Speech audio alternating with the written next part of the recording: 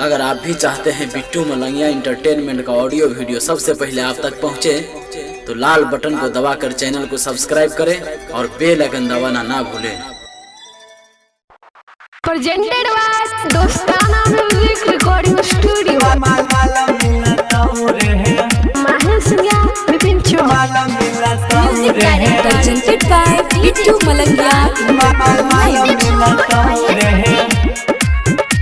हाँ चला ना रे श्याम मेला देखे चले, मेला में नीमन माल मिलता हेरे चले न लीला मेला देखे चले, मेला में नीमन माल मिलता हेरे गोर की पता रखी मोटा की सावर की, गोर की पता रखी मोटा की सावर की टाइट जींस वाली गोर की माल मिलता।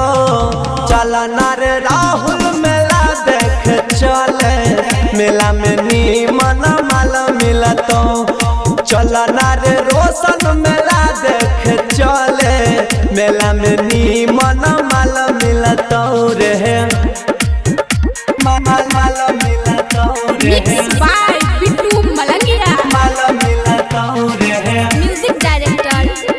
चला ना रे रोशन माल मिलता रे मेला में जाए से पहले रे अरबा पूजा पाठ करहबै, तबे कोनो छौरिया के यारी रहे आगे पीछे करहबै, आगे पीछे करहबै। मेला में सबसे पहले रे अरबा पूजा पाठ करहबै, तबे कोनो छौरिया के यारी रहे आगे पीछे करहबै, आगे पीछे करहबै, आगे पीछे करहबै।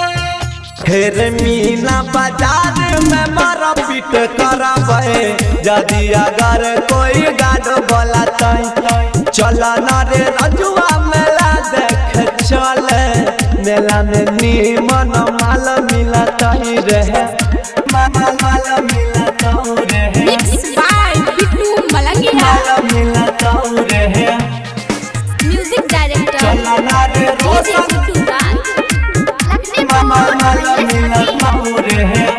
हो राइटर जय उजाला के संगे मेला लग जाइबै, अमोदल बेला के गाना पश्याम रे खूबे मस्ती करबै, खूबे मस्ती करबै। हो राइटर भोला सकल दीपो जय के संगे लग जाइबै, अमोदल बेला के गाना पशु मंथ खूबे मस्ती करबै, खूबे मस्ती करबै, खूबे मस्ती करबै।